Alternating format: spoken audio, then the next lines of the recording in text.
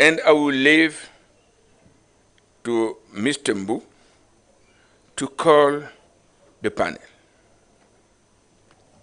Please, can you come to the stage?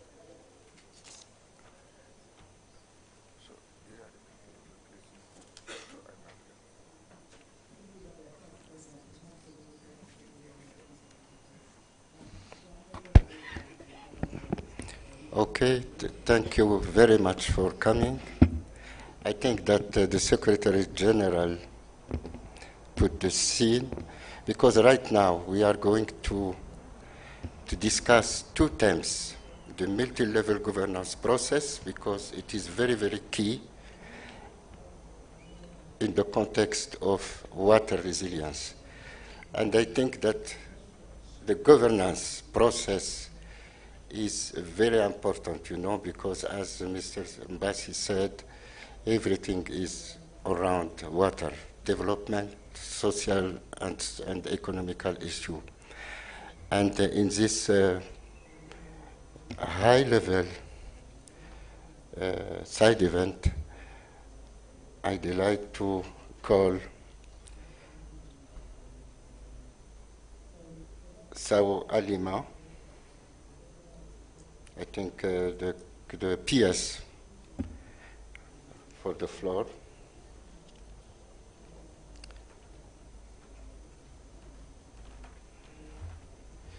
And regarding water secretary, I think.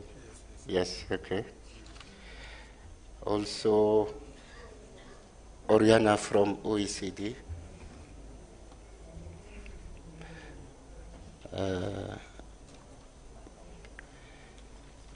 His Excellency, the Governor of Oma Bay. She will come, okay. Okay. I think that the security right now, you know, we have some problem to have the panelists in time, but I think that we have also African Development Bank with us. We are waiting also from Paksha, because he's coming in a few minutes also. UN Habitat.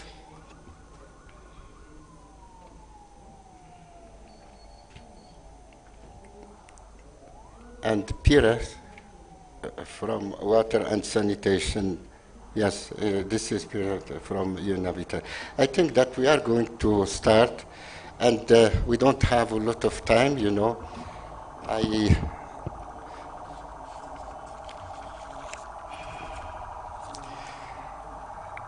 I will start with the Water Secretary about what. I think that the question that we arise regarding water security in Kenya. We have one question, please, for the Water Secretary.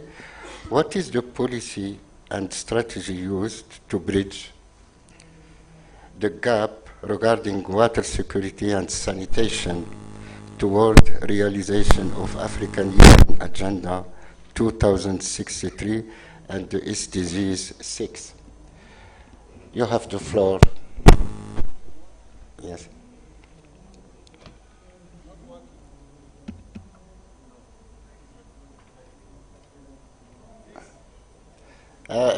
Please, if you have... Okay, it's now okay. Yes, okay. Thank you so much, moderator. Allow me to introduce myself properly. I'm Engineer Samuel Alima. I work in the Ministry of Water, Sanitation and Irrigation as Water Secretary. I'm representing the Cabinet Secretary in this discussion. Okay. I want to respond to the issue that you have put forward, that as a country, we are in a situation of water scarcity because our population has been increasing. And when we did our master plan, the National Water Master Plan in 2013, we realized we have a total water resources as our asset of a value of 22 billion cubic meters. And if you divide this by the population, you only get around 400 cubic meters per person per year. And that is a very water scarce country because we are below the 1,000 benchmark that is given by the UN. So we moved ahead and we did our national water policy in 2021, and we prioritized investment in water storage in large scale. We prioritize investing in several dams. We are targeting 100 dams. We are targeting 1,000 small, medium dams. And we are targeting close to 5,000 water ponds, that are small ponds. So when we do this, our water storage, our water resource level will increase to 26 billion cubic meters by 2030, and 28 billion cubic meters by 2050. And if we work against also the demand will be 81% from 2030 to 2050, remain that range up to 2050. So that tells you that as a country, we have to invest in water storage. The policy also encourages the households to also to invest, so that we invest in large scale, and we also invest in small scale as household. In our policy, which we call seasonal paper number 1 of 2021, we are encouraging household in harvesting of water, of rainwater, roof water harvesting. We are saying that when we approve plans for building, we want to see water storage. We want to see water storage even in farmlands, so that communities have water for their agriculture, for their livestock, for their use throughout, so that we don't run into a challenge of lack of water. We will be getting water, Nairobi will be getting water from Indian Ocean. And we don't want to go that way. We are also investing in sanitation, because we know that once we invest in water storage and this water is used, it will be turned into sewage. So if we don't invest in sanitation, then we're also polluting our water resources. So right now we have a program investing in sanitation in several counties. We have Mandera, we have Garissa, we have Marsabit, we have all over the country about 28 towns which are going in sanitation investment. So that is the way to go. We have also developed strategy on water harvesting and storage that is being implemented in the country. Thank you, moderator. Thank you very much for this very clear policy and strategy that make offer and demand in the process in Kenya. Right now we have our panelist Omar Ba. Omar Ba, you have to take the floor. And the president of PACJA also with us.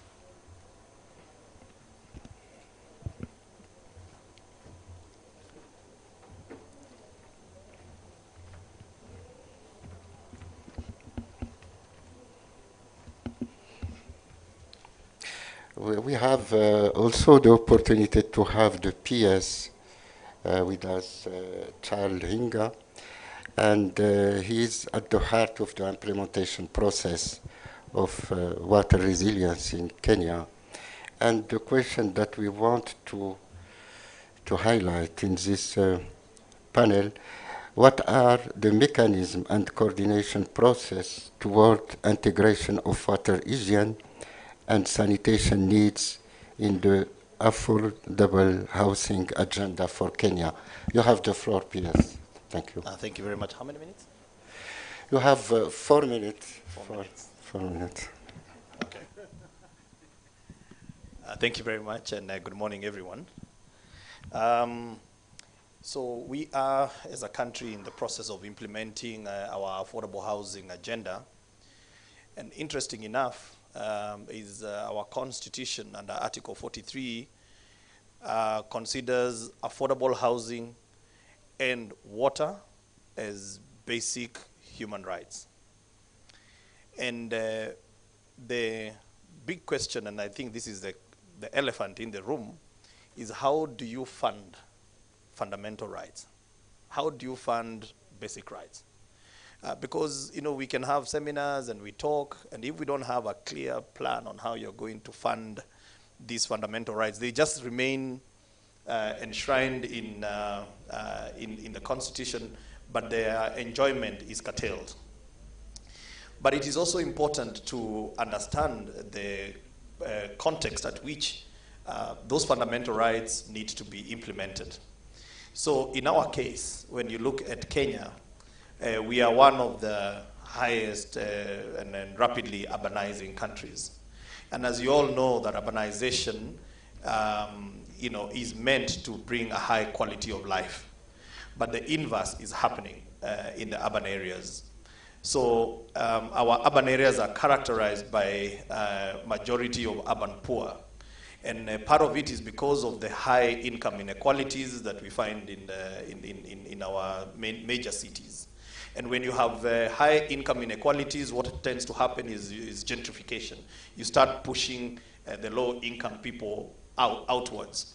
And you're pushing them further and further away from their places of work. And what tends to happen then is the mushrooming of informal settlements. So in Kenya, we have got so many informal settlements.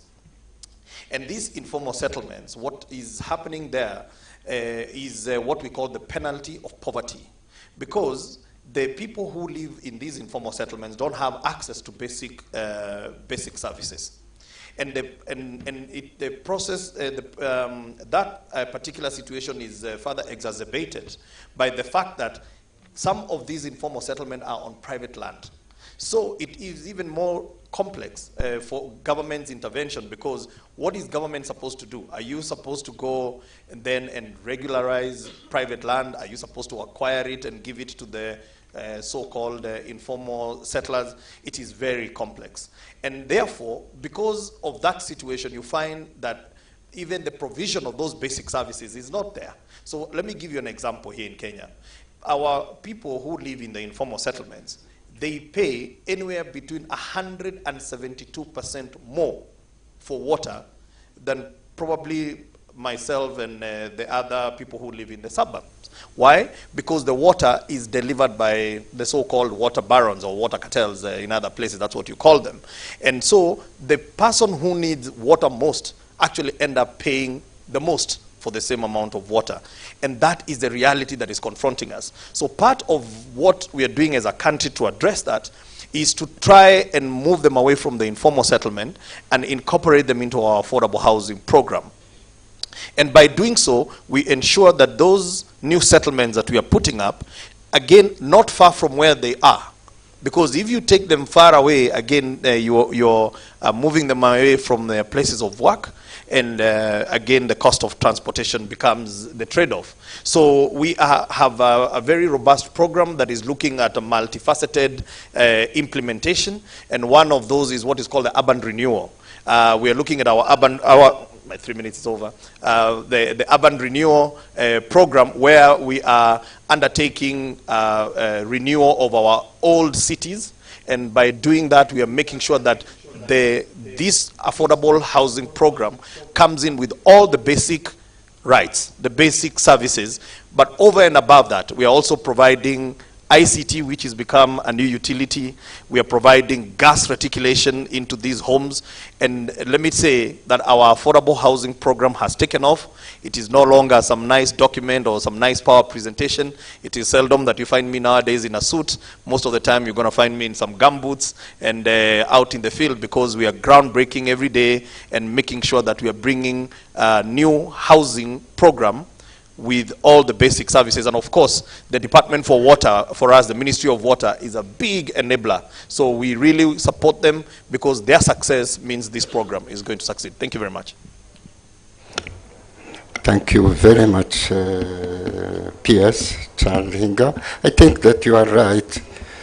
The water is basic right, And I think that it's right now, Kenya is leading one very structured initiative in the world with Brazil, is building climate resilience in urban poor area. The leading, that means that the policy that put in place in Kenya is challenging and also must be shared with other countries in Africa. This is why I think that the president of Kenya leads this initiative, and it is very important because what he said, the peers, I think that we have to learn from Kenya, to tackle this problem that is very huge in Africa. Right now I am going to move to OECD. I know that in OECD, you have a lot of program regarding water resilience, and we know that you are at the heart of the roundtable that launched in the World Water Forum in Dakar. And the question here is, recalling the kickoff roundtable of mayors during the World Water Forum in Dakar 2022, what are the key milestones of this process? You have the floor, Oriana. Thank you very much, Mr. Mu. I'm very happy to be here. My name is Oriana Romano, and I'm heading the water governance program at OECD, the Organization for Economic Cooperation and Development. I think here we are looking at three important keywords. The first one is water. So water and the link with climate change in Africa is extremely important. In the past 15 years, more than 38 million people have been hit by floods, and we are talking about more than 100 million people that by 2050 will face water shortages. So as Mr. Embassy was saying at the beginning, at the heart of our program has been really the link between water and climate change. The second keyword is urban areas in Africa. We are talking about a continent that hosts 86 out of the current 100 megacities in the world. And there is a huge disparities between those megacities and a number of rural areas that also are lacking, or they have a very inefficient type of water services, so whether it is related to drinking water or sanitation, and also in some cases a poor water resources management. And the third keyword and the core of our work is multi-level governance. Urban areas or rural areas cannot do everything on their own. They need collaboration and cooperation with national government.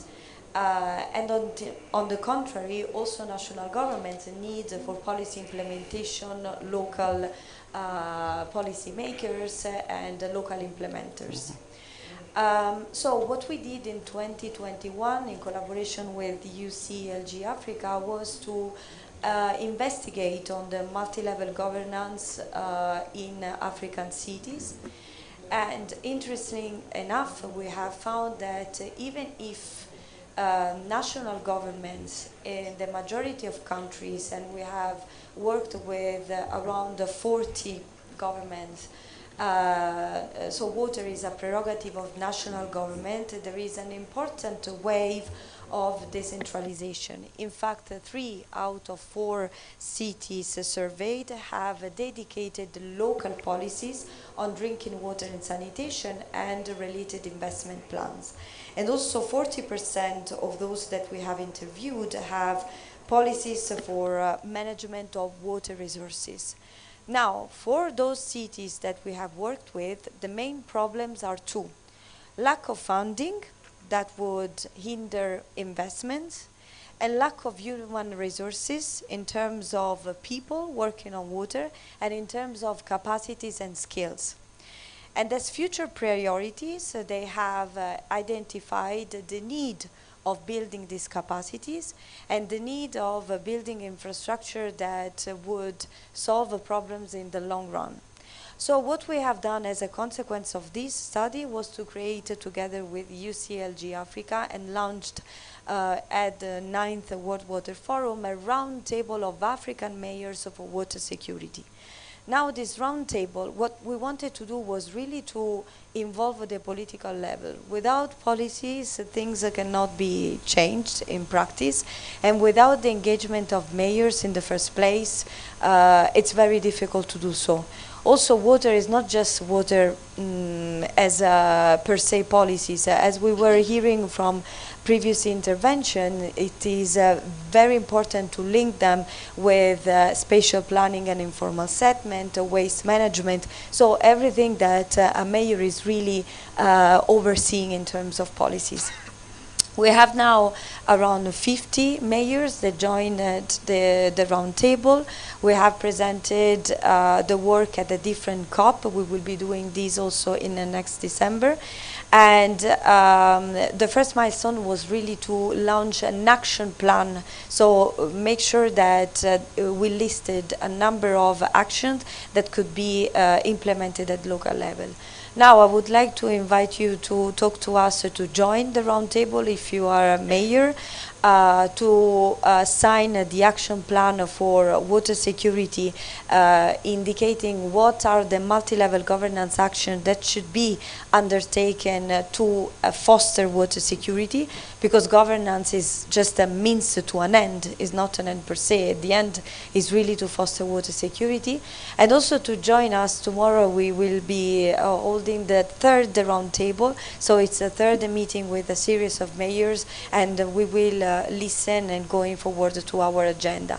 Another important milestone for us would be, and the UCLG Africa together, it will be the 10th World Water Forum that will take place in May in Bali, in Indonesia. So please come and talk to us if you want to know, if you want to have further information. I understand that my time is over now, so I thank you very much for your attention.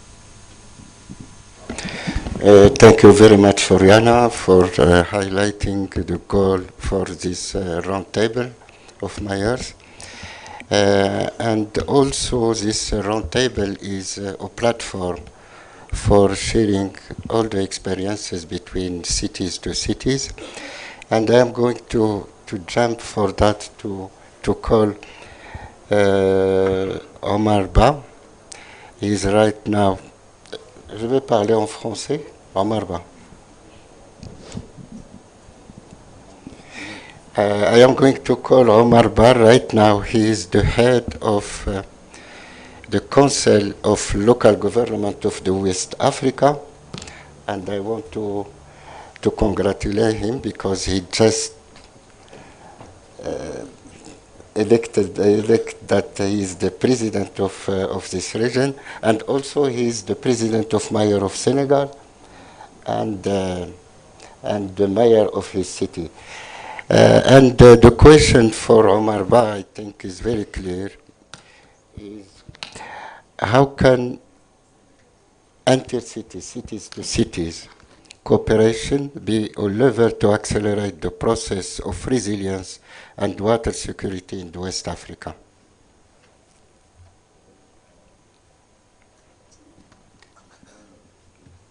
Je vous remercie beaucoup, Monsieur Mbou, pour votre présentation et remercier tous ceux qui sont là et mes collègues qui sont au panel. Alors, la question qui est posée, c'est la coopération interville, que je ne recuse pas l'appellation, mais je préfère surtout la coopération intercollectivité, qui est beaucoup, à mon avis, beaucoup plus large. Vous savez que la zone de Limois, puisqu'on est obligé d'être assez synthétique, est une zone qui est fortement secouée par l'insécurité en Afrique de l'Ouest.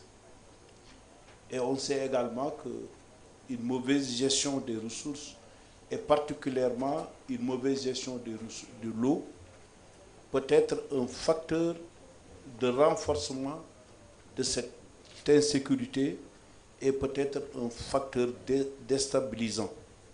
Je pense que ça s'est connu, je ne vais pas tellement y revenir. Nous savons aussi que l'eau, c'est la vie et que l'eau est la base de toute résilience. Et ce qui donne un peu l'importance d'une bonne gestion de l'eau dans cette zone particulièrement secouée par l'insécurité. Il est évident que les collectivités locales de l'IMOA, les collectivités locales de CCT, le Conseil des collectivités territoriales, attachent une importance fondamentale à cette question de l'eau. Une réflexion a été commencée et nous voulons aborder les choses autrement. Alors, nous devons coopérer puisque nous partageons l'histoire, nous partageons beaucoup de choses. Ça, c'est le côté historique et émotionnel. Mais il est important qu'on puisse coopérer. Et c'est notre priorité actuellement, c'est de faire le point, c'est de faire l'état des lieux de la question de l'eau dans cette zone.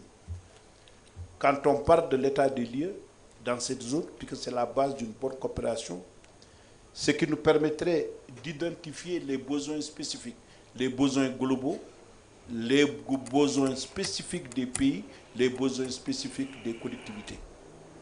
Que ça soit l'eau de boisson, que ça soit l'eau d'agriculture, que ça soit l'eau pour les tout, qu'on puisse identifier de manière exhaustive donc les besoins des uns et des autres, les besoins des différents pays, des différentes collectivités dans les zones. C'est fondamental dans une perspective de bonne coopération, puisqu'on coopère en fonction des besoins des uns et des autres. Et deuxième niveau, c'est de faire une bonne identification des potentialités et des ressources dont nous disposons. Il y a des points d'eau importants qui ne sont pas encore identifiés, il y a des ressources, et identifier enfin les zones de coopération possibles de part et d'autre. Je pense que tous ceux qui vont nous accompagner aujourd'hui, nous les invitons à nous accompagner dans ce sens, à faire ce travail préalable, à faire cet état des lieux, à faire ces identifications qui seront la base d'une coopération intercollectivité territoriale. Et nous invitons tous ceux qui vont nous accompagner à travailler dans ce sens. Alors, pour ne pas encore prendre du temps, le résultat de ces études, de cette identification, de cet état des lieux, on va le partager très largement entre les différents acteurs, locaux, gouvernementaux, institutions, collectivités territoriales et autres. Mais ça devrait nous permettre de mettre en place un dispositif multi-acteurs, puisque la gestion de l'eau donc interpelle plusieurs types d'acteurs, les États. Il faut que tous ensemble, qu'on puisse construire au niveau de l'Afrique de l'Ouest un certain nombre d'acteurs qui sont des acteurs donc différents, que ce soit des institutions et des États, et qu'on puisse partager un plan d'action, travailler de manière beaucoup plus rationnelle pour une meilleure gestion, en tout cas de l'eau, mais pour aussi mettre en synergie les différentes volontés qui s'expriment de part et d'autre. Je ne suis pas très loin du temps. Non, merci beaucoup, Monsieur le Président. Je crois que nous avons devant nous un partenaire extrêmement important. C'est l'espace économique de l'Afrique de l'Ouest. Et je crois qu'avec M. Mba, qui vient d'être président de cet espace des collectivités territoriales, avec sa vision actuellement qui est en train de se mettre en place, parce que la question de l'eau, c'est une ressource partagée. Et il appelle à une gouvernance multi-acteurs. Et je crois que la question, cette vision-là, il est en cohérence avec une gestion rationnelle et intégrée de l'eau. Et je vous remercie. I want right now to call our friend Augustine, president of PACJA. And the question is very simple, is how do you see the role of civil society in the implementation of the round table of mayor of water security? Thank you. My name is Augustine Jamshi. I come from Cameroon. I'm the co-founder and chair of political and technical affairs of the Pan-African Climate Justice Alliance.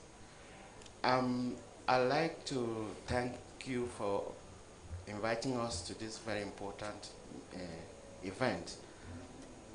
Talking about water governance, it is key, especially in our urban centers in the continent. You know, governance is usually not about the adequacy of the final decision. Governance is about the process of getting to that decision. So, at the end of the day, who takes decisions about water in our cities and even in the rural areas? It is very important. Principle 10 of the Rio Declaration says sustainable development can only be attained if citizens have access to information, participate in decision making, and have access to justice when their rights are infringed upon. This means citizens need to have adequate information about the quality and quantity of water that they have. They also have a right to participate in decision making about the water. We see in many African cities where people drink water that has color. It comes from our taps, and then there is a lot of mud, but you can't pinpoint whom to ask a question to.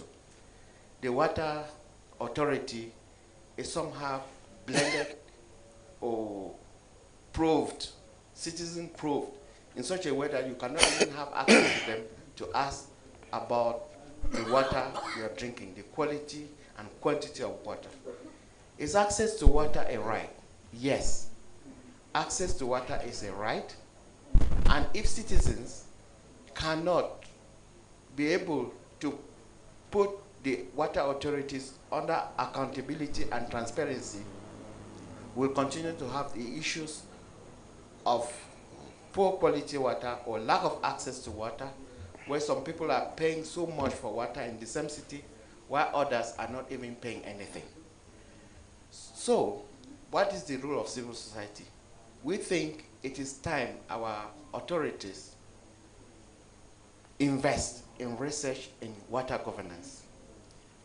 Are the systems such that, are the laws such that people can have access to information about the water they drink?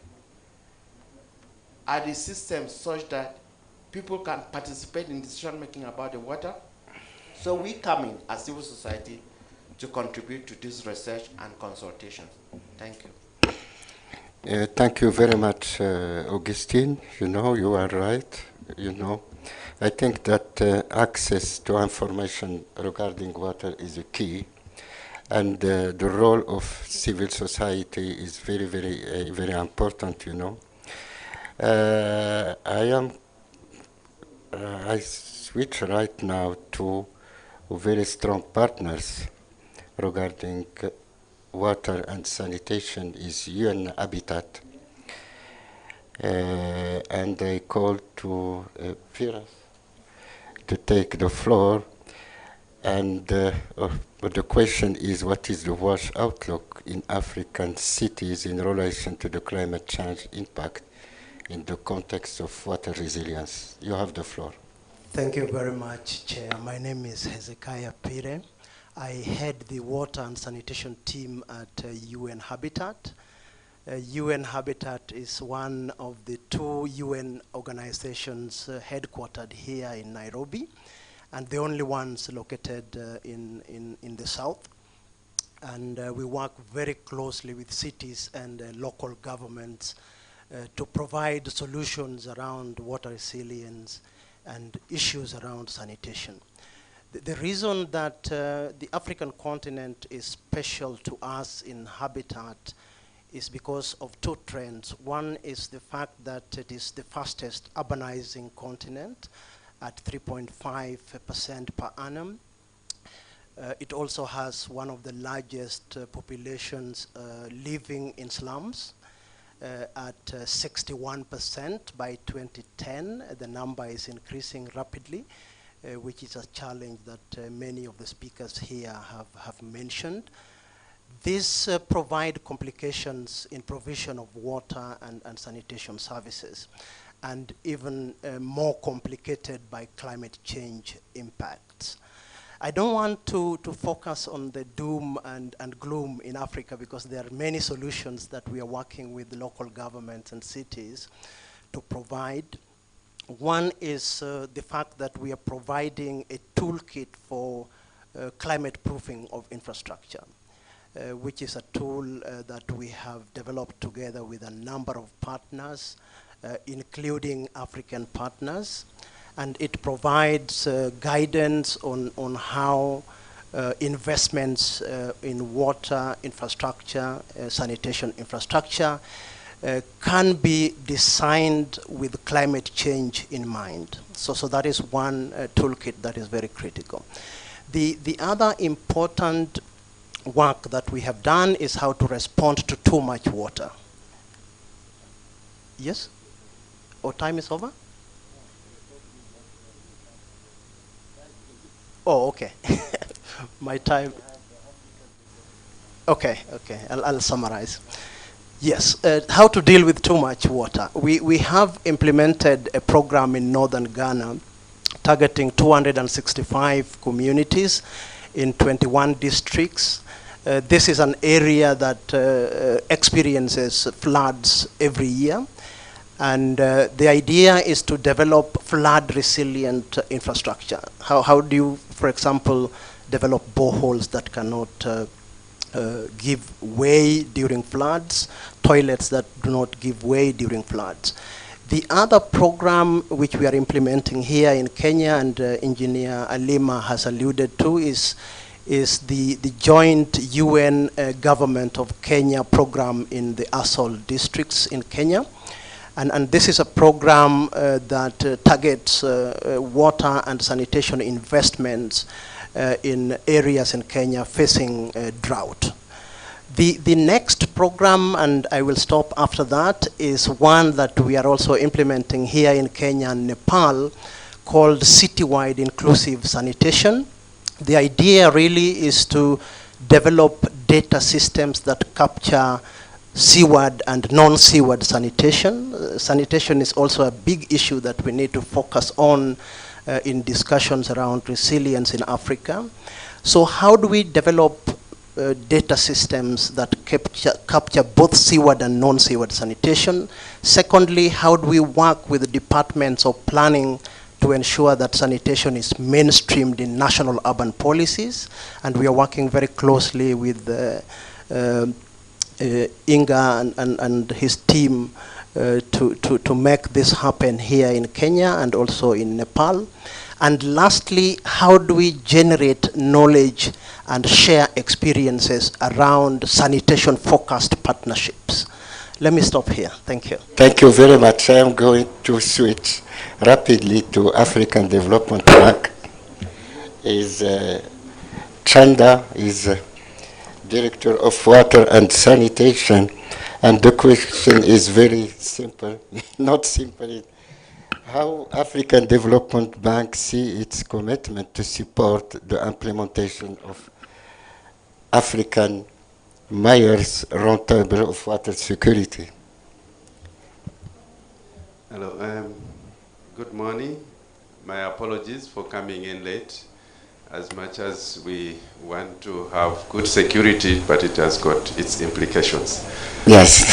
Yeah, the African Development Bank supports and would like to work with mayors because of the critical role that governance plays in the provision of water and sanitation services. Now, one of the biggest challenges that we see in failing utilities is a result of weak governance. And the mayors are at the center of strengthening and seeing to it that governance is improved by appointing the right board, by ensuring that the boards appoint the right management.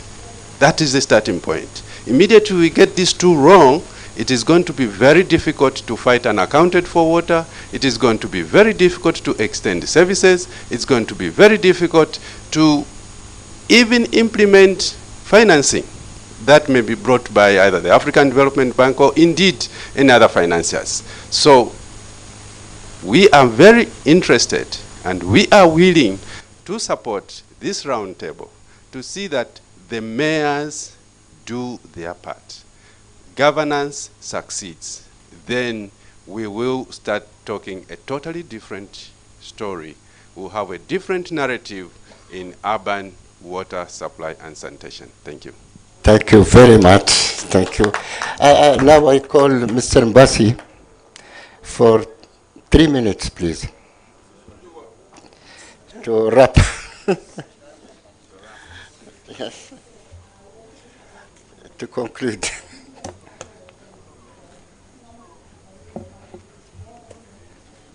How can I conclude a very rich and informative session like this? Going to principle, actual implementation, recommendation, including in the process of building decision on water. It is very challenging to do so. But let me share my takeaway from the session. I think the first thing first is that we consider water as a right. So if water is a right, everybody has the right to access water. Meaning putting a burden towards this access, either through limited infrastructure or through privatization, could be a negation of this right. That's number one. Secondly, if water is a right, everybody has the right to talk about water and to be part of the decision on water. So a multi-stakeholder and multi-level approach to water governance is what is needed now. Therefore, we need that the national government and the local government put in place an enabling mechanism for this participation of everybody in the water policy and its implementation. Thirdly, I didn't hear much about money. Strange. Because without money dedicated to water, your right is nowhere to be found. So financing the water sector is at the heart of the governance of water. And the fact that this panel did not mention it at all is a concern. Well, the way it was mentioned was not a far-reaching and result-oriented, is a problem, is still a problem. The lack of finance in the sector is still a problem. It should be addressed as such. But PSU mentioned something, this urban regeneration that comes with access to public services spread out in the city. But this goes with what the slum dwellers call eviction. Many of our slums complain about being left out of service delivery, particularly in water. And when it comes to regeneration, them evicted for the regeneration of the city. And I just attended a hearing 2 days ago in the framework of this summit. Hearing of slum dwellers crying about their situation. Lack of services, the fear of eviction, and the lack of status in the city. And them asking me, whose city, which city? I leave it to you. Thank you. Thank you.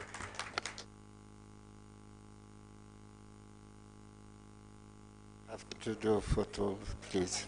Yes. Yes.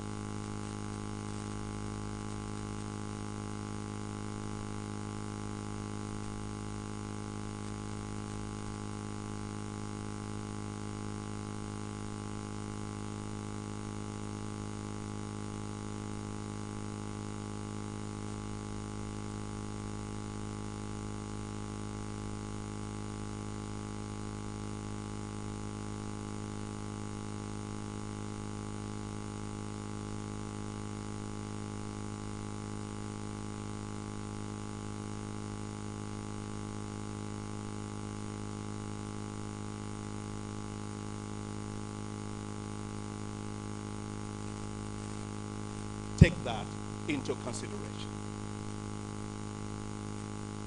Africa's GDP must therefore be revalued based on its carbon sequestration and biodiversity, which provide global public goods.